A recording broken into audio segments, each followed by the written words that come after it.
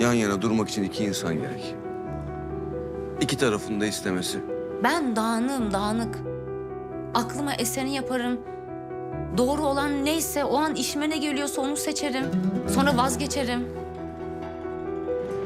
O kaçmayı seçti. Demişti ama. Ben çok güzel kaçarım biliyor musun demişti.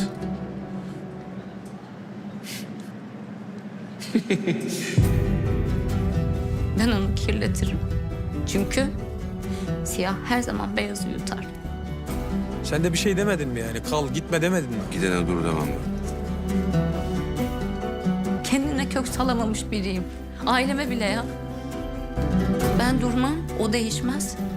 Daha büyük bir felaket gelir kapımıza. İşin içinden çıkamayız işte.